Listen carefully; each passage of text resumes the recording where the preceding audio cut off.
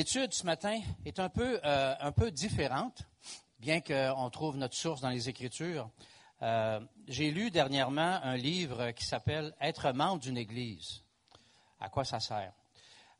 Et j'ai trouvé que ce qu'il y avait là-dedans était ce qu'il y avait de plus biblique que j'avais jamais lu sur la question d'être membre. Et ce matin, on va regarder ça. Donc, les membres, allez-vous-en pas. Allez-vous-en pas. Parce qu'on va réviser un peu pourquoi on devient membre d'une Église. Et si vous n'êtes pas membre non plus, sauvez-vous pas. Parce que là, on va se questionner à savoir qu'est-ce que c'est cette affaire-là. Et qu'est-ce qui vient de la Bible comme donnée. Et puis, certains vont dire des fois, devenir membre d'Église, pas écrit dans la Bible. C'est absolument vrai de cette manière-là. Mais j'aimerais vous dire que la Bible dit autre chose. Qu'est-ce qu'on fait? Qu'est-ce qu'on fait? Mais pour comprendre toute cette question-là, il faut comprendre les principes des Écritures et il faut comprendre les principes de ce que la Bible enseigne. Et on va commencer avec un texte et ensuite on va aller dans la prière. Dans Actes chapitre 2, verset 38, et je vais lire jusqu'au verset 47. Pierre leur dit, « Repentez-vous et que chacun de vous soit baptisé au nom de Jésus-Christ pour le pardon de vos péchés, et vous recevrez le don du Saint-Esprit. Car la promesse est pour vous, pour vos enfants, et pour tous ceux qui sont au loin, en aussi grand nombre que le Seigneur notre Dieu les appellera. » Et par plusieurs paroles, il les conjurait et les exhortait, disant, « Sauvez-vous de cette génération perverse. » Ceux qui acceptèrent sa parole furent baptisés, et ce jour-là, le nombre des disciples augmenta d'environ 3000 âmes. Ils persévéraient dans l'enseignement des apôtres, dans la communion fraternelle et dans la fraction du pain et les prières. La crainte s'emparait de chacun d'eux. Il se faisait beaucoup de prodiges et de miracles par les apôtres. Tous ceux qui croyaient étaient dans le même lieu. Ils avaient tout en commun. Ils vendaient leurs propriétés et leurs biens, et ils en partageaient le produit entre tous, selon les besoins de chacun. Ils étaient chaque jour tous ensemble assidus au temple. Ils rompaient le pain dans les maisons et prenaient leur nourriture avec joie, simplicité de cœur, louant Dieu et trouvant grâce auprès de tout le peuple. Et le Seigneur ajoutait chaque jour à l'Église ceux qui étaient sauvés. Prions, s'il vous plaît. Père du ciel, merci pour l'exemple des premiers chrétiens dans le Nouveau Testament. Seigneur, je te prie de nous instruire par ta parole, par les principes bibliques qu'on retrouve dans ta parole. Seigneur, conduis-moi ce matin à travers mon esprit, mes paroles. Conduis-nous chacun de telle façon à ce qu'on puisse encore non seulement plus aimer ton Église universelle, mais l'aimer à travers ton Église locale. Merci, Père éternel, pour nous avoir donné la parole pour nous guider. C'est en Jésus que je te prie. Amen. L'Église locale est au centre des préoccupations de Dieu. L'Église locale, on l'appelle l'épouse de Christ. Et dans le Nouveau Testament, on retrouve une emphase tout à fait spéciale concernant l'Église locale. Elle est continuellement présente d'un bout à l'autre du Nouveau Testament, puis elle fait partie des événements de la fin. Quand Jésus va revenir, il va venir chercher son Église. Donc, l'Église, c'est pas n'importe quoi. Et l'Église, c'est un élément extrêmement central avec la personne de Jésus-Christ. Ce sont deux éléments centraux du Nouveau Testament. Jésus-Christ comme le Sauveur, comme l'époux, et l'Église comme le royaume de Dieu et l'épouse. Les deux sont indissociables. Tout le reste de l'Ancien Testament découle de ces deux éléments-là. Comment comprendre Jésus, comment s'approcher de Jésus, comment recevoir Jésus, comment comprendre l'Église, comment s'intégrer dans l'Église, comment vivre dans l'Église et comment propager l'Église. Et là, on a le résumé de tout l'Ancien Testament. Donc, Jésus et l'Église sont les deux points centraux dans l'Église, dans la parole de Dieu. Maintenant, comment est-ce qu'on fait? On cherche une Église. Tous ceux qui sont venus ici ont un jour peut-être déménagé, changé de pays, peu importe. On cherche une Église. Comment est-ce qu'on fait pour chercher une Église? On se pose des questions. On cherche des indicateurs. L'enseignement. Est-ce que c'est une Église qui enseigne la vérité? ou c'est une Église qui enseigne l'erreur? Les leaders sont comment? Sont-ils accessibles? Sont-ils parlables? Sont-ils effacés? Sont-ils croches? Sont-ils corrects? Alors, on se pose toutes sortes de questions. Les prédicateurs, bon, on va chercher les prédicateurs les plus hot, les plus dynamiques, et puis, alors c'est sûr, si on s'endort tout le temps pendant que le gars parle en avant, c'est pas un bon signe. La musique, il y en a qui vont chercher une église en fonction de la musique. Si la musique n'est pas selon leur style, tout le restant est barré. Et pourtant, la musique est supposée être un accompagnateur de l'adoration. La musique, c'est pas l'adoration. Souvent, on pense que la musique, c'est l'adoration. Pas vrai. La musique, c'est un médium pour nous conduire dans l'adoration. Puis l'adoration, c'est pas les gens qui font la musique en arrière. C'est les cœurs de ceux qui chantent. L'adoration, elle se fait dans la salle. Donc, on ne peut pas juger de l'adoration d'une église en fonction des instruments musicaux. C'est une erreur monumentale. Certains vont se sentir mieux dans une grande église parce qu'ils se sentent un peu moins évidents. Rentrer dans une église de 50 personnes, c'est sûr, tout le monde va te remarquer. Tout le monde va venir te dire bonjour. Là, tu vois, les gens qui sont gênés, ils n'aiment pas ça. Dans une grande église, tu peux rentrer puis sortir, personne ne t'a vu. Aussi, personne ne t'a dit bonjour, peut-être. Alors, il y en a qui n'aiment pas ça. Il y en a qui. Alors, on peut aimer la grande assemblée, la petite assemblée. Il y en a que ça dépend de ce que chacun a vécu. Les services. Alors, moi, je vais aller dans une église où il y a des services pour mes enfants. Si j'avais attendu ça, je ne serais jamais venu à l'église Agapé il y a 26 ans. Parce que je suis arrivé avec 4 enfants, il n'y avait rien pour les ados, et puis j'avais 4 ados. Alors, s'il avait fallu que je choisisse de devenir pasteur d'une église qui a des services pour les ados, je n'aurais jamais choisi l'église où je suis présentement, parce qu'il n'y en avait pas. Alors, ça n'a pas été notre critère. Les célibataires, alors, d'autres genres de services, le type de vie communautaire, laquelle église me servira le mieux, moi et ma famille. Souvent, on cherche une église en fonction, qu'est-ce qu'une église a pour moi? On dit en anglais, what's in it for me? OK? Comment l'Église peut me satisfaire? Au lieu de poser la question, qu'est-ce que je peux faire pour contribuer à cette Église-là, pour son avancement? Est-ce que mes dons, est-ce que cette Église-là, par hasard, aurait besoin de mes dons? Souvent, on pose la question à l'envers, un peu comme des consommateurs. On rentre dans un magasin en disant, qu'est-ce qu'il y a pour moi dans ce magasin-là? Que je peux me servir et être utile. Des fois, on rentre dans l'Église un peu de la même manière. Qu'est-ce qu'il y a pour moi dans cette Église-là? Bien, s'il n'y a pas les services que je cherche, je vais ailleurs. C'est une très mauvaise façon de chercher. S'intégrer dans une Église locale, pourquoi devenir membre? Il y a toutes sortes de raisons.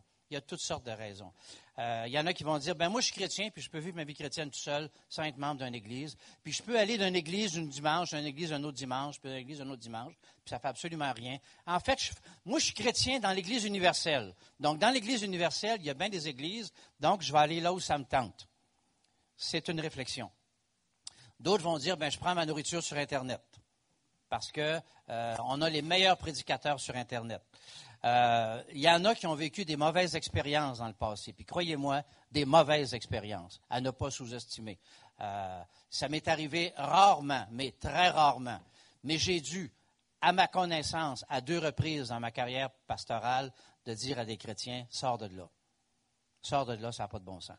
C'est une secte, ou encore, c'est de l'hommerie, tout en lettres majuscules, mais c'est très rare.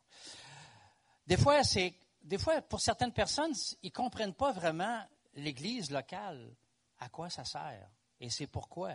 Puis c'est quoi la compréhension de leur rôle dans l'Église? Pour certains, c'est le refus de s'engager. Je vais aller à l'Église, mais laissez-moi tranquille, je ne veux pas rien faire. Je veux venir le dimanche matin, profiter de la louange, profiter de l'adoration, je me retourne chez nous, je ne veux pas qu'on me dérange, je ne veux pas m'investir dans rien, je n'ai pas de temps pour ça. Et c'est une autre façon de réfléchir. Il y en a qui vont dire, les procédures, devenir membre, c'est compliqué. Puis à part de ça, est-ce que la Bible dit qu'il faut devenir membre? Ou c'est l'État qui dit ça? L'État. Parce que l'État dit, tu ne peux pas avoir une église si tu n'es pas reconnu comme un organisme de charité. Donc, puis si tu es reconnu comme un organisme de charité, il faut qu'on sache qui fait partie de ton organisme de charité. Donc, il faut des membres. Alors, il y en a qui vont dire, non, moi, je ne me soumets pas à l'État, je ne deviendrai pas membre. Et ça, c'est l'État qui demande ça. C'est vrai, je ne le nie pas. Il y a 100 ans, quand le Code civil n'existait pas, puis les organismes de charité n'existaient pas, la question de membre ne se posait pas. Sauf quand l'Église voulait aller emprunter de l'argent à la banque. Puis que la banque disait, vous êtes qui, vous autres? Puis c'est qui, les bailleurs de fonds? Ben là. Mais tant qu'on faisait des églises comme ça, des églises maisons sans structure, c'est vrai que ça n'existait pas.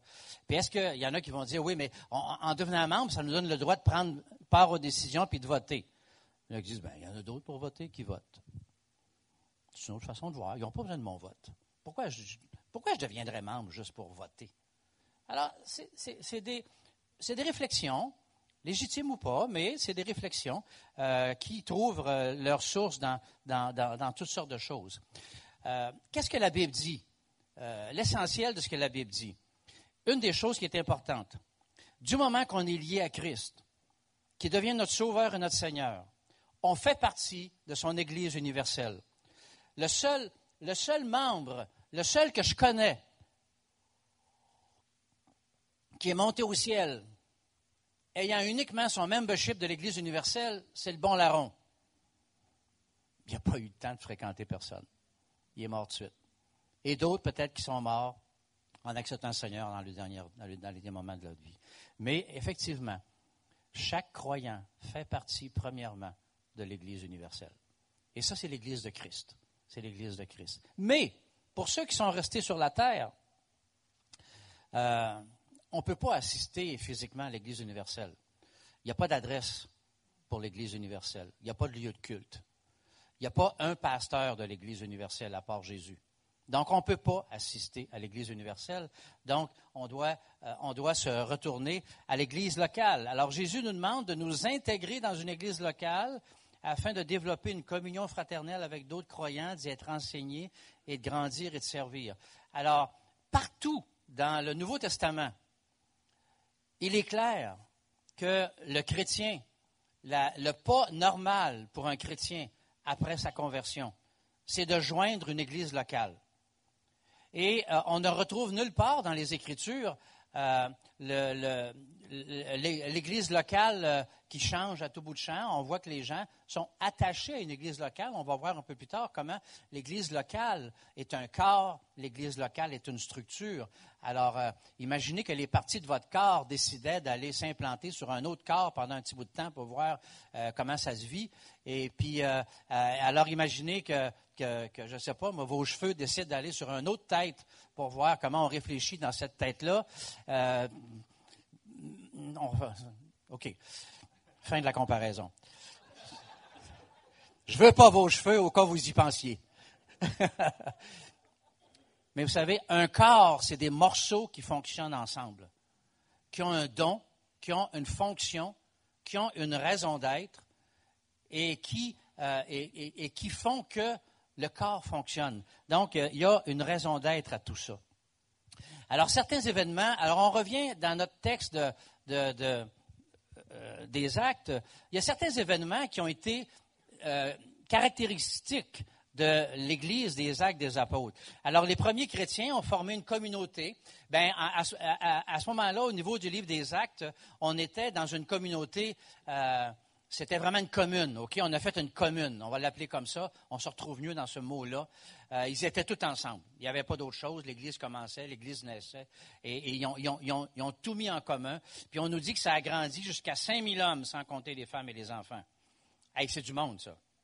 Ça, c'est un pourcentage de population assez incroyable. Alors, ils ont dû, et très vite, la nature humaine est ressortie à travers l'Église. Ils ont dû faire la discipline. Et puis, une discipline, je m'excuse, ça, on appelle ça une discipline, Ananias et Saphira, hein? Ils sont morts. Alors, on ne fait pas de discipline de ce genre-là aujourd'hui, mais l'apôtre Pierre Dieu par l'apôtre Pierre voulait faire un cas d'espèce pour des gens qui mentent et pour des gens qui trichent dans leur offrande.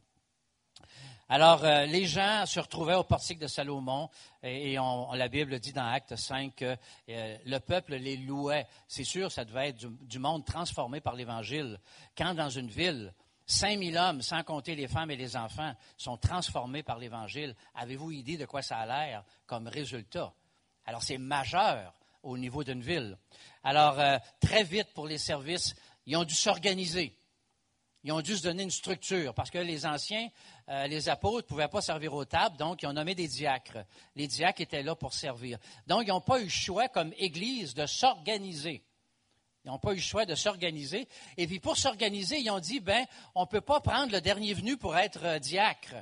Alors, ils ont dit, choisissez des individus qui sont remplis de l'esprit. Autrement dit, des bons chrétiens, qui sont des bons modèles, qui sont des bons témoins de Jésus-Christ, des hommes qui sont remplis de l'esprit, puis ils en ont trouvé 7. Alors, qu'ils ont nommé diacres. Et très rapidement, ils ont connu la persécution. Ce n'était pas le plan de Dieu que l'Église de Jérusalem demeure une communauté fermée comme ça. Alors, Dieu voulait que l'Évangile se répande par tout le monde connu. Donc, la persécution est arrivée. Et puis, ils ont dû se séparer, aller un peu partout. Et c'est comme ça qu'on a vu l'Église, finalement, naître et se multiplier. Bien sûr, après ça, à cause de la persécution, l'apôtre Paul est venu comme étant un instrument dans les mains de Dieu pour justement aller prêcher l'Évangile. Et Dieu s'est servi, pas du moins pire, Dieu s'est servi du pire ennemi des Juifs pour devenir son meilleur apôtre et devenir le plus grand promoteur de la bonne nouvelle de Jésus-Christ et celui qui a le plus parlé de l'Église à travers les âges. Donc, ce que l'Église n'est pas, c'est important de dire ce que l'Église est et c'est important de dire ce que l'Église n'est pas. L'Église, ce n'est pas un club d'amis chrétiens. L'Église, ce n'est pas premièrement un club social. Si vous venez à l'Église pour fréquenter des amis, ce n'est pas la bonne place. Tant mieux si vous en avez, mais ce n'est pas le but. C'est vraiment pas le but. L'Église, ce n'est pas un groupe d'amis qui ont des choses religieuses en commun et qui se rencontrent une fois par semaine. Ce n'est pas un endroit pour recevoir des services où le client est roi. Et je vous dis, c'est vrai. Et il y en a qui viennent à l'Église comme ça. « Oh, moi, je ne sais pas tel service, je m'en vais. » T'sais. Moi, là, je ne sais pas ça, là, je m'en vais. Va-t'en. Qu'est-ce que je te dise? L'Église, ce n'est pas un magasin où on rentre et qu'on dit « je veux ça ». Ce n'est pas ça, l'Église. Ce n'est pas un endroit où on vient le dimanche pour recevoir une mise au point spirituelle, puis on repart pour le restant de la semaine, puis on revient le dimanche suivant. Ce n'est pas ça non plus, l'Église. Mais on pense que c'est ça. Beaucoup de gens ne le disent pas comme ça, mais pour beaucoup de gens, l'Église, c'est ça. On vient à l'Église pour une mise au point spirituelle, puis on retourne chez nous, puis ça revient au dimanche suivant, si on est là le dimanche suivant, et puis on pense que c'est un quick fix spirituel.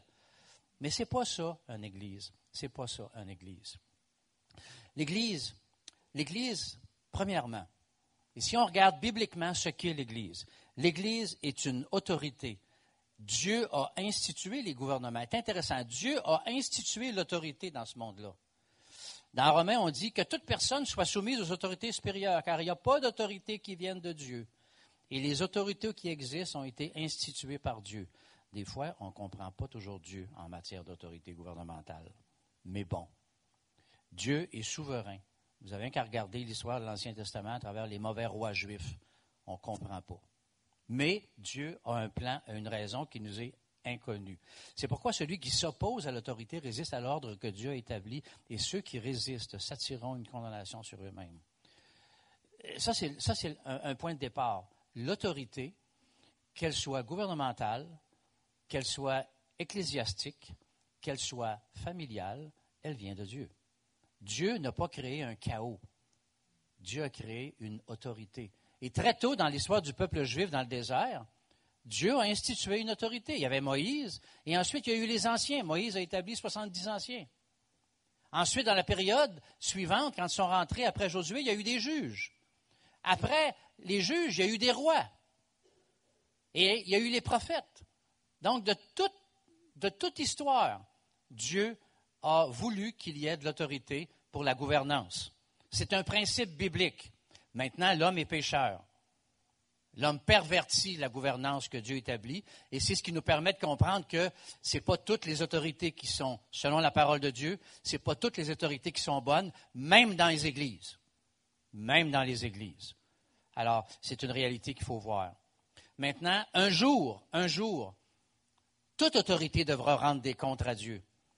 Mais pour un temps, Dieu a donné au niveau spirituel, pas au niveau gouvernemental. Dieu n'a pas donné à l'Église la responsabilité de gouverner les États. Mais Jésus a donné à l'Église la responsabilité de donner une direction sur la terre au niveau spirituel. Et c'est pour ça que dans Éphésiens, on nous dit, Et il a donné les uns comme apôtres, les autres comme prophètes, les autres comme évangélistes, les autres comme pasteurs et docteurs, pour le perfectionnement des saints, en vue de l'œuvre du ministère de l'édification du corps de Christ, jusqu'à ce que nous soyons parvenus à l'unité de la foi et de la connaissance du Fils de Dieu, à l'état et à la mesure de la stature parfaite de Christ, afin que nous ne soyons plus des enfants.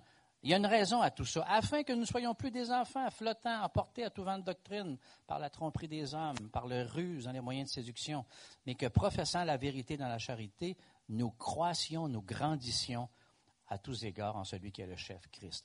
Donc Dieu a donné à l'Église une structure avec des dons qui sont là pour donner une direction à l'Église, donner une fonction, les a donné une fonction pour édifier, former, encourager, enseigner et en même temps donner une direction à l'Église. Donc Dieu a donné à cette structure-là, Dieu n'a pas inventé l'Église en disant « Allez, puis chauffez-vous, puis faites ce que vous voulez, puis arrangez-vous, puis faites pour le mieux. Je reviendrai vous voir à un moment donné, puis je ramasserai les morceaux. » Alors, Dieu a donné un ordre dans cette Église-là, de telle façon à ce que les choses fonctionnent. Être chrétien, premièrement, ça implique de s'intégrer dans une Église à laquelle Dieu a donné une certaine autorité. Pas sur toute la terre, pas dans tous les domaines, mais une certaine autorité. Parce que Dieu est un Dieu d'ordre. Et ce qu'on retrouve dans les évangiles et dans toute la Bible, on retrouve que Dieu a institué l'autorité. Maintenant, l'Église est une institution établie par Dieu qui a une autorité spirituelle parce que Jésus la lui a déléguée. On va voir tantôt qu'est-ce qu'il a dit à Pierre. L'Église, elle peut, par ceux qui la composent, amener une personne vers la compréhension du salut, confirmer sa conversion par le baptême et la former pour le service, confirmer comme membre faisant partie de cette famille-là, la discipliner, l'Église. Dieu a donné à l'Église le pouvoir d'exercer la discipline ecclésiastique pour que les gens reviennent dans le droit chemin et, si nécessaire, le considérer comme un païen et un publicain, l'exclure. Alors, ce sont des responsabilités que Dieu a données à l'Église. Alors, il y en a qui disent, ben moi, je compte ça que l'Église discipline. Ben, arrache une coupe de versets de ta Bible, parce que c'est écrit dedans. Et ça fera l'objet d'un prochain message. Qu'est-ce qu'on fait? Comment est-ce qu'on doit comprendre la discipline biblique? Il y en a qui n'aiment pas ça, parce qu'on n'aime pas ça être discipliné, on n'aime pas ça se faire taper dessus quand on fait quelque chose de mal. Mais la discipline biblique est une des prérogatives de l'Église, une des responsabilités de l'Église, qui doit être prise au sérieux et qui doit être comprise dans son vrai contexte. Donc, l'Église locale, c'est un peu, et si on veut comparer ça, l'Église locale est un peu comme une ambassade. Qu'est-ce que c'est une ambassade? Une ambassade, c'est un avant-poste dans un pays donné, un autre pays donné. Alors, je suis Canadien, on m'envoie comme ambassadeur dans un pays quelque part. Alors, je suis là pour représenter mon pays, mais je garde ma citoyenneté d'origine. Ce n'est pas parce que je deviens ambassadeur que je perds ma citoyenneté, même si je suis dans un autre pays. C'est un privilège qu'on regarde et qu'on garde. Alors, un ambassadeur défend les intérêts dans un pays autre. La Bible dit que ce qu'on est, on est des ambassadeurs pour Dieu dans ce monde-là. Ce monde-là n'est pas notre patrie. Ce monde-là n'est pas notre patrie. C'est écrit dans 2 Corinthiens, « Car Dieu était en Christ, réconciliant le monde avec lui-même et n'imputant point aux hommes leur offense. Et il a mis en nous la parole de réconciliation. Nous faisons des fonctions d'ambassadeurs pour Christ, comme si Dieu exhortait par nous. Nous vous en supplions au nom de Christ, soyez réconciliés. » Donc, on n'est pas dans notre terre finale. On est ambassadeur dans un pays pour lequel Dieu a envoyé son Fils Jésus pour mourir, et on est là pour porter la nouvelle dans ce pays-là qui n'est pas le nôtre, et ce pays-là dans lequel on est, que la Bible nous dit qu'on est des étrangers et voyageurs. Je vous exhorte, comme étrangers voyageurs sur la terre, à vous abstenir des convoitises charnelles qui font la guerre à l'âme. Ayez au milieu des païens une bonne conduite, comme ambassadeurs, afin que l'homme même vous calomnie comme si vous étiez des malfaiteurs, il remarque vos bonnes œuvres et glorifie Dieu qui les visitera. Donc, on est ici en attendant que Jésus revienne faire son royaume. La Bible nous dit qu'un jour, Jésus va revenir. On l'attend. Et quand Jésus va revenir, Jésus va venir établir son royaume sur la terre. La Bible le dit dans l'Apocalypse sur une période de 1000 ans. On ne sera plus des ambassadeurs. On va être chez nous avec Jésus. Et après ça, on va être dans un nouveau cieux, une nouvelle terre que la Bible nous dit. Ceux qui n'ont jamais lu ces vérités-là, allez lire les derniers chapitres de l'Apocalypse, où tout ça est écrit. Alors, un membre d'église locale, un chrétien dans une église locale, c'est quelqu'un qui est ambassadeur pour Jésus. Et l'église locale est comme cette ambassade-là. Et il y a des ambassades un peu partout dans le monde, un peu partout à travers le Québec. Il y a des ambassades de Jésus un peu partout, de telle façon à ce que chaque ambassade envoie des gens autour pour parler de Jésus. Maintenant, comme si vous dites, vous ne pouvez pas vous en aller à Paris, à l'ambassade de Paris, puis dire, moi, je fais partie de l'ambassade de Paris, là. Je suis ambassadeur du Canada à Paris. Ils vont dire, t'es qui, toi? Ils vont dire, si tu veux faire partie de l'ambassade ici, là, montre-nous ta preuve de citoyenneté. OK, alors je sors ma carte, je montre ma preuve de citoyenneté. OK. As-tu une adresse? Tu dis que tu as une citoyenneté canadienne, mais ça se peut que tu habites à Tombouctou. Alors, as-tu une adresse au Canada? Oui, j'ai une adresse au Canada.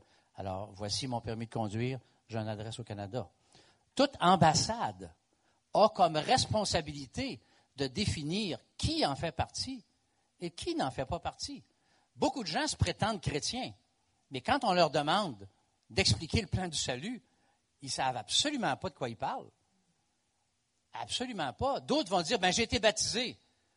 Oui, tu étais baptisé quand tu étais bébé, puis on ne te l'a pas demandé. Tu étais baptisé dans un autre groupe religieux, mais tu n'as jamais demandé pour être baptisé, pour représenter Jésus-Christ, selon le baptême néo-testamentaire. Donc, avant de faire partie de cette ambassade-là, on veut clarifier que tu es vraiment un chrétien, puis on veut clarifier que tu es vraiment sauvé, que tu es baptisé, puis clarifier aussi que tu marches vraiment comme un témoin. Alors, l'ambassade, elle est là. Pas n'importe qui peut se prétendre faire partie de l'ambassade, sinon ça va devenir une confusion totale. Donc, être membre d'une église locale, c'est comme s'intégrer dans une ambassade et démontrer qu'on fait partie de cette ambassade-là, on fait partie de sa mission. Donc, ce matin, si tu fais partie de ceux qui sont déjà membres de cette ambassade-là dans l'Est de Montréal, tu fais partie de ceux qui se sont engagés à représenter la mission de notre pays d'origine, qui est le royaume de Dieu. Tu t'es engagé à faire partie de cette mission-là et de la représenter dans le territoire où tu es, à ton milieu de travail, dans ton environnement. Alors, si tu es membre de cette Église-là, tu es un ambassadeur, une ambassadrice reconnue. Est-ce que c'est le cas? Ou tu fais partie de ceux qui se présentent une fois par semaine pour venir faire son quick fix religieux? Alors, un ambassadeur, ça ne peut pas rester silencieux. Un ambassadeur, une ambassadrice, ça ne peut pas se cacher chez eux. Ça doit aller représenter son pays auprès des personnes qui sont concernées. Donc, il y a une responsabilité qui est là. Donc, si on fait la définition d'une église locale, comment on définit ça, une église locale? C'est une institution établie par Dieu. Alors, je l'ai mis en rouge pour qu'on comprenne bien qu'une église locale, ce n'est pas une institution établie par des hommes. Elle est peut-être conduite par des hommes, mais elle est établie par Dieu. Composée d'un groupe de chrétiens qui se réunissent régulièrement au nom du Christ pour manifester officiellement leur appartenance à Jésus-Christ et à son royaume par la prédication de l'Évangile et les ordonnances du baptême et de la Sainte Seine, pour veiller les uns sur les autres et, s'il le faut, exercer la discipline biblique envers les croyants qui marchent dans le péché sans volonté de se repentir. On verra ça dans une prochaine étude. La discipline n'a pas comme but de tasser quelqu'un, mais la discipline a comme but de ramener quelqu'un et de le rattraper pour son bien. Alors, Jésus Jésus a surtout parlé, intéressant, et ça, je ne tiens pas ça de moi, je tiens ça de la lecture que j'ai faite. Beaucoup d'éléments que je tiens là-dedans viennent de la lecture que j'ai faite, donc j'en prends pas toute la gloire, là, mais c'est sûr, il y a une quantité d'expérience personnelle qui rentre aussi dans ce que j'ai écrit. Dans l'Évangile, et ça, je n'avais pas remarqué ça. Dans l'Évangile de Matthieu seulement, Jésus mentionne le mot « Église » à 2 reprises seulement. On va les voir tantôt. Puis le mot « royaume » 49 fois. C'est symptomatique de quelque chose, ça. Jésus est venu établir le royaume de Dieu sur la terre. Mais l'apôtre Paul, dans ses lettres, mentionne l'Église 39 fois et le royaume 15 fois seulement. Alors Paul a passé plus de temps à décrire l'aspect fonctionnel de l'Église et moins l'aspect institutionnel. Et il a parlé beaucoup de la manière de structurer et d'organiser l'Église. Jésus est venu établir le royaume, l'Église universelle, le royaume. Mais c'est intéressant. Même malgré qu'il est venu établir le royaume, Jésus a quand même donné de la place à l'Église locale et Jésus est venu aussi. Intéressant aussi que le royaume a commencé dans l'Ancien Testament. J'espère que vous savez ça. Hein?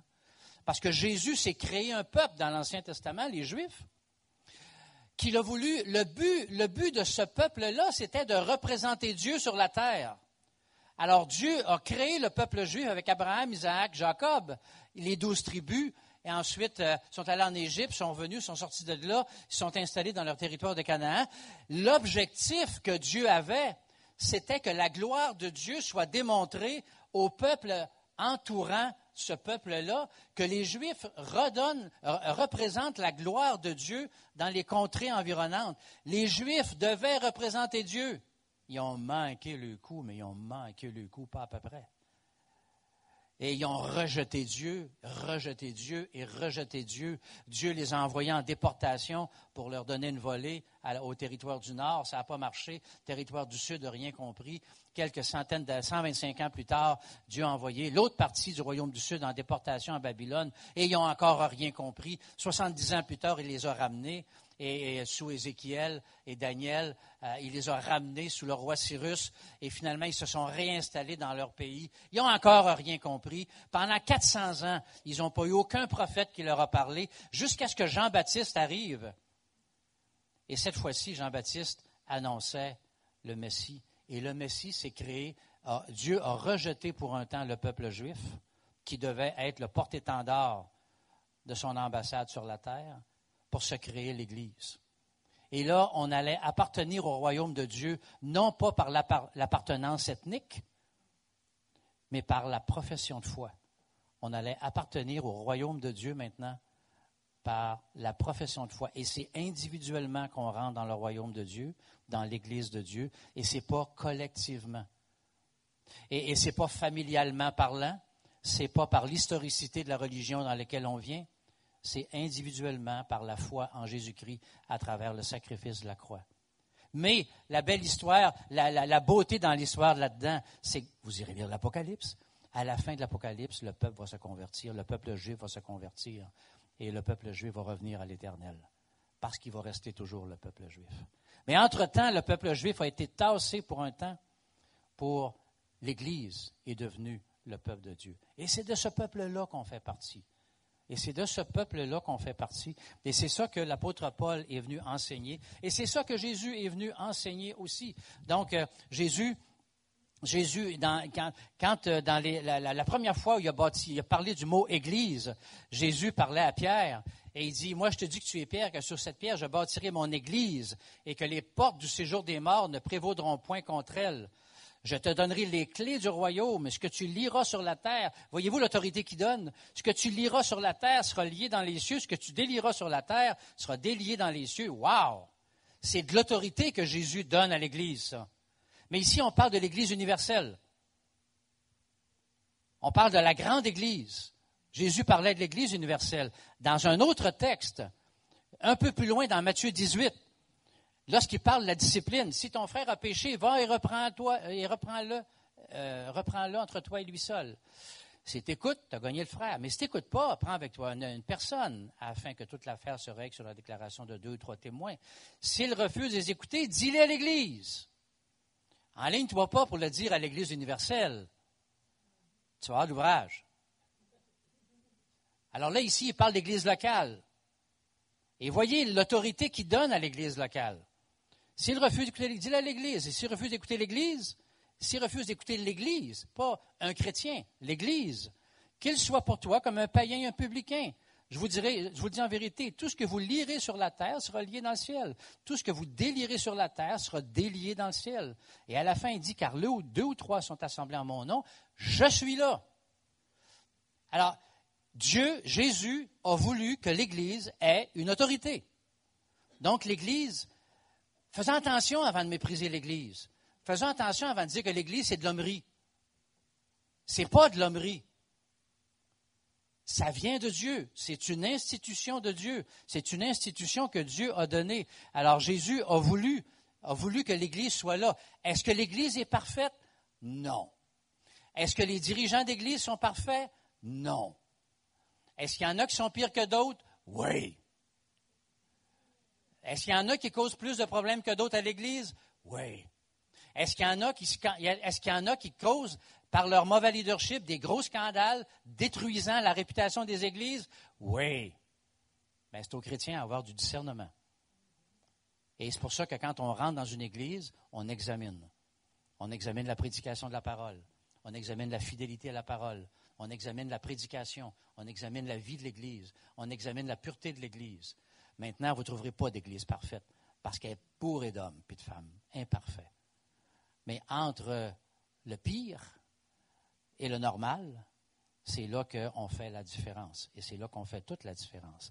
Donc, l'Église, alors, mon but en passant par où j'ai passé là, c'est que vous creusez une réalité biblique dans la tête. L'Église est une institution de Dieu à laquelle Dieu a donné une autorité. Et cette autorité-là commence premièrement par se soumettre à Jésus comme Seigneur et Sauveur. C'est la première autorité. Et c'est l'autorité que cette Église-là doit promulguer. Les premiers chrétiens avaient une identité collective lorsqu'ils étaient assemblés. Cette autorité-là que l'Église a, elle n'existe pas quand les chrétiens sont isolés tout seuls. Et c'est pour ça qu'un chrétien tout seul chez eux dans la Bible, ça n'existe pas. Ça n'existe pas. L'Église existe quand il y a une collectivité de chrétiens assemblés et organisés d'une façon néo-testamentaire. Alors, l'Église, c'est une collectivité. Cette autorité-là que l'Église a donnée, elle est donnée dans le cadre d'une collectivité, pas dans le cadre d'un individualisme. OK? Alors, si quelqu'un vous dit, bien, l'Église, c'est moi. Non, non. C'est pas l'Église, c'est pas toi. Parce que ce n'est pas dans le Nouveau Testament, ça. Alors, il faisait partie d'églises locales et les églises locales s'entraidaient entre elles. Il n'existe pas de chrétiens hors de l'Église. Ça n'existe pas. Non plus de permission morale dans le Nouveau Testament pour un chrétien qui fait du porte-à-porte avec les églises. En disant un dimanche ici, un dimanche là, un dimanche là, un dimanche là. Et puis, non, il semble qu'il y a une certaine fidélité qui est recommandée. Après le salut, il pratiquait les symboles ordonnés par Jésus, le baptême et la cène. Et ça se pratique dans le cadre d'une église locale. Pas ailleurs.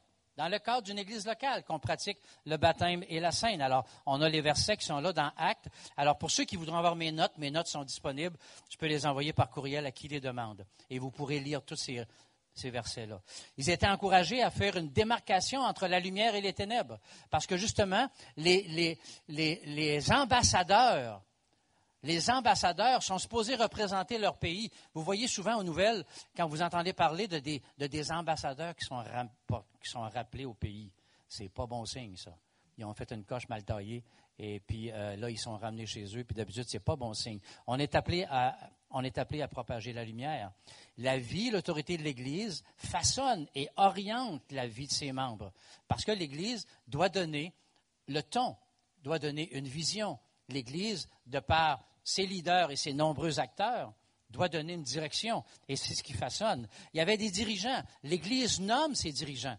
L'Église, quand elle est assemblée ensemble, a la responsabilité, mais aussi le pouvoir de nommer. Alors, c'est pour ça que dans les références qu'il y a là, on va nommer des anciens. On va nommer des diacres. Ce n'est pas un chrétien tout seul qui nomme ça. Alors, c'est sûr que compte tenu que l'Église est un principe biblique, ordonné par Dieu, est une organisation voulue de Dieu, compte tenu que Dieu a voulu que les gens dans l'Église locale qu'il y ait une structure et que dans l'Église locale, on nomme des responsables. Donc, Dieu veut que les chrétiens nomment des responsables. C'est leur rôle. C'est le rôle des membres de l'Église de voter une structure et des responsables. Donc, à partir du moment où on fait partie d'une Église locale, c'est normal de faire partie de ceux qui font ce processus décisionnel. C'est la responsabilité des chrétiens de l'Église. Et nulle part dans l'Église, dans les textes qui sont mentionnés là, c'est écrit, vous savez, nommer des anciens, là, ça va être réservé à certains chrétiens plus beaux, plus fidèles, plus matures, plus spirituels, puis les autres, bien, vous écouterez. C'était pas écrit, ça. C'était écrit, c'était la responsabilité de tous les chrétiens. Donc, c'est une responsabilité qui n'est pas à extraire. Ils étaient exhortés à se soumettre aux dirigeants dans Hébreu. Dans Hébreu, on donne ces exhortations-là où on dit de obéissez à vos conducteurs. Alors, bien sûr, on nomme pas des conducteurs pour les flocher et pour faire ce qu'on veut, sinon à quoi ça sert? Donc, Dieu a voulu qu'il y ait une certaine ordre aussi, une ordre fonctionnelle à l'intérieur de ça. Et la discipline biblique, j'en ai parlé bien sûr. Donc, l'Église locale est une institution de Dieu pour les chrétiens, une institution de Dieu qui sert à aider, orienter. C'est qui un membre d'Église locale? C'est premièrement quelqu'un qui fait le choix de devenir enfant de Dieu, de le témoigner publiquement par le baptême, par immersion, de prendre la scène avec les autres croyants nés de nouveau. C'est quelqu'un qui s'identifie officiellement à d'autres chrétiens dans une localité géographique donnée. Et ici, j'ai pas peur de dire ouvertement, c'est quelqu'un qui dit, moi, je fais partie de cette famille-là. Je fais partie de cette ambassade-là et je veux être connu comme étant quelqu'un qui veut porter l'Évangile au nom de cette ambassade-là dans cette région-là donnée. Alors, si on a honte de ça, il y a quelque chose qui ne va pas. Il y a quelque chose qui ne va pas. Si on a honte de représenter une Église, si on est mal à l'aise de représenter le corps de Christ, il y a quelque chose qu'on n'a pas compris quelque part. C'est quelqu'un qui reconnaît sa responsabilité envers les autres personnes de cette communauté. Parce que Dieu a voulu que quelqu'un s'intègre dans l'Église, pas juste pour réchauffer un banc le dimanche matin, pour servir les autres. Parce que la Bible nous dit qu'on est appelé à être un corps. On est un corps local. Le corps a besoin de tous ses membres. Et si tu es ici, dans cette assemblée, c'est parce que Dieu veut que tu serves à quelque chose. Pas juste à réchauffer une chaise, mais que tu serves les autres aussi. Il y a une place pour toi pour servir dans l'Église locale. Et c'est à ça que ça sert, cette affiliation-là. Contribuer au ministère par l'investissement de ton temps, de tes ressources financières. Accepter de te placer sous l'autorité de cette Église locale par l'intermédiaire de ses agents. Il y a des gens qui sont sortis de des églises blessés, vraiment blessés spirituellement, parce qu'ils ont été abusés spirituellement. Et ils disent, non, plus jamais. Plus jamais. Attention, là. Quand on dit plus jamais, on est en train de dire, je ne ferai pas ce que la Bible me demande, de m'intégrer, de me soumettre à une autorité. Et il y a des gens qui vont dire, non, moi, me soumettre à un homme, là, non. Ben oui, mais garde, efface certains versets de ta Bible, parce que la Bible dit, soumettez-vous aux anciens. Alors ici, il y a une question de résistance à ce que Dieu demande. Et ça ne veut pas dire que les anciens ont tout pouvoir sur les hommes, là. Ça ne veut pas dire que les anciens ne sont pas redevables. Et c'est là qu'il faut regarder. Est-ce que les anciens sont imputables de leurs responsabilités? Est-ce qu'ils rendent des comptes? Alors, c'est ça qu'il faut aussi regarder. Donc, il ne faut pas passer notre vie en frustré, là. Mais il faut regarder ce que la Bible dit. Alors, un membre d'Église locale, c'est quelqu'un qui va prioriser l'Église dans ses choix de vie et ses objectifs personnels, bien sûr. Après sa femme, ses enfants et son travail. Alors, on ne demande pas d'arrêter de vivre, ni de mettre ses enfants de côté. Donc, l'Église locale, c'est un principe que l'Église... Pourquoi devenir membre d'une Église locale? C'est pas un principe, c'est pas commandé par la loi. Alors, s'il vous plaît, arrêtez de dire que ce n'est pas écrit dans la Bible de devenir membre d'Église locale. C'est bourré de principes dans la Bible qui soutiennent l'idée de s'engager officiellement avec une Église locale. C'est bourré de principes. Mais oui, nulle part, la Bible dit que tu dois être membre, que tu dois avoir ton nom sur une liste de membres. Parce que c'est pas vieux, ça n'a même pas 100 ans, cette affaire-là. Il y a 2000 ans, ça n'existait pas. Mais il y a 2000 ans, on s'attendait que si tu rentres dans une église, c'est pour en devenir membre. même si tu n'avais pas de liste de membres. C'est pour en devenir membre, t'y impliquer, devenir quelqu'un qui y participe, devenir quelqu'un qui est engagé. Et ça, c'est implicite dans l'enseignement biblique. Et je n'ai pas peur de l'enseigner. C'est implicite dans l'enseignement biblique. Une ambassade avec des visiteurs, ça ne marche pas. Puis quelqu'un qui est un visiteur éternel, qui se prétend ambassadeur de Dieu dans une localité donnée, c'est pas ce que la Bible enseigne non plus. C'est pas ce que la Bible enseigne non plus. Alors, c'est une bonne façon de s'identifier à Jésus et à son Église devant tous, car la profession de foi et le baptême sont validés par des responsables. Bien sûr, quand quelqu'un demande à devenir membre, on veut s'assurer qu'il comprend le salut.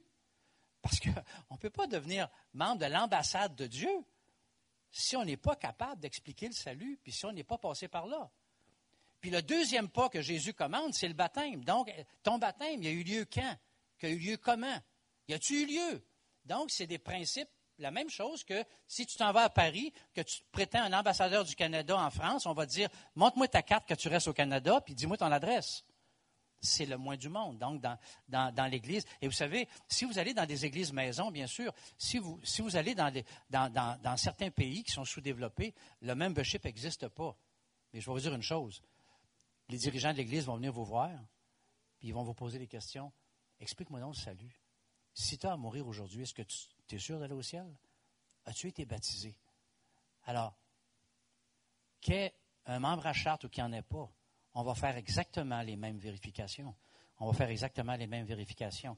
C'est la bonne façon d'incarner et d'expérimenter l'image biblique du corps, de l'épouse, de la famille, d'un ambassadeur. Et ça, c'est biblique, ça. C'est biblique. Ce sont des éléments que la Bible donne. C'est une bonne façon de grandir spirituellement et de servir les autres. On n'est pas devenu chrétien pour se servir des autres. On est devenu chrétien pour servir les autres. Et on ne vient pas à l'Église pour recevoir des services. On vient à l'Église pour donner aussi. Recevoir et donner. C'est le but. C'est le but de l'Église locale. Et c'est ça. Ça permet aux dirigeants de bien vérifier aussi qui a compris le salut, qui ne l'a pas compris. Et bien sûr, on revient sur cette question de responsabilité d'exercer la discipline biblique. Et aussi, c'est un témoignage. Moi, je fréquente cette Église-là. Je suis impliqué dans cette Église-là. Je suis membre de cette Église-là. Ça permet de savoir, ça permet de définir ta propre implication à ton Église. Alors, et je termine avec ça, et que j'ai trouvé vraiment intéressant. Ça ne vient pas de moi. Des façons de s'intégrer, de contribuer à la croissance d'Église par ton engagement public et formel, en devenant membre officiellement. On est là, on est en 2020, en 2019-20, on est là. Proximité géographique. Bien sûr, si je restais au Lac-Saint-Jean, je ne pourrais pas être membre ici. Alors, on aime bien que les gens de l'Église locale restent proches. Par ta vie sociale, par tes finances, par tes dons professionnels.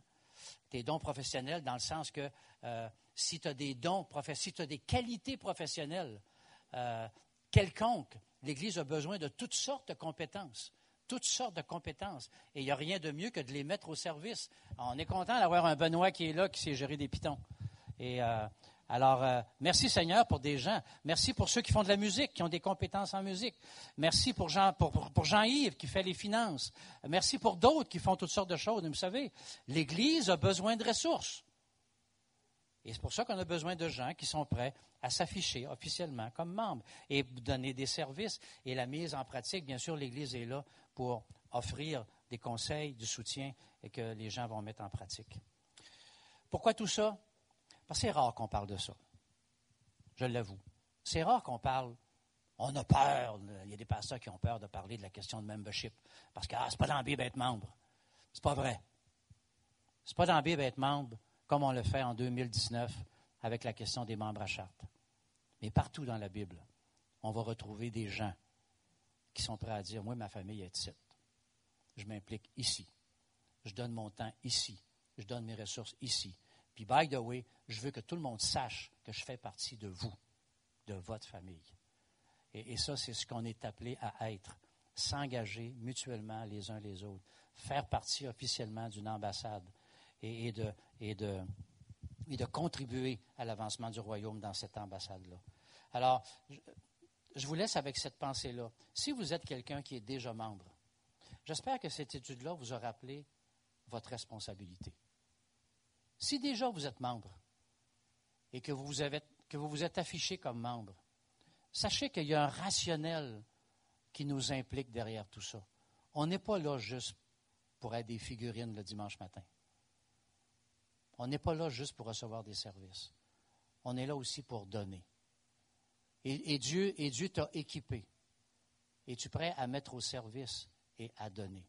Et si ce matin, tu n'as pas encore fait ce pas-là, de t'afficher officiellement comme membre d'une église locale, je t'encourage sur la base de ces principes bibliques-là. S'il vous plaît, sors de toutes tes mauvaises expériences du passé. Sors de toutes tes mauvaises compréhensions. Alors, reviens-en de tes histoires qui n'en finissent plus, là. Ah, j'ai pas aimé ça ici, j'ai pas aimé ça là, j'ai pas aimé ça là. On peut-tu en rester aux principes bibliques? Est-ce que c'est bien de s'afficher comme membre d'une église? Est-ce que c'est bien d'être prêt à se soumettre à une autorité que Dieu a instituée?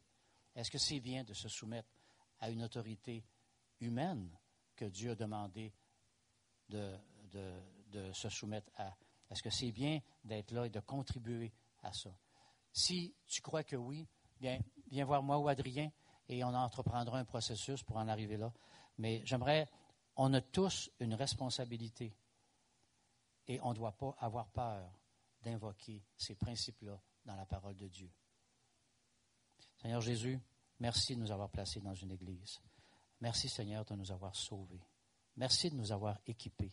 Merci Seigneur de nous avoir aimés d'une façon incroyable. Seigneur, à l'aide de ces principes, aide-nous à servir. Aide-nous à être des bons ambassadeurs, des bons témoins de ta grâce, des bons témoins de Jésus-Christ. Seigneur, je te prie de sonder notre cœur pour apprendre à mieux te servir, mieux te représenter et mieux faire grandir ton Église locale dans l'Est de Montréal. C'est en Jésus-Christ qu'on t'a prié. Amen.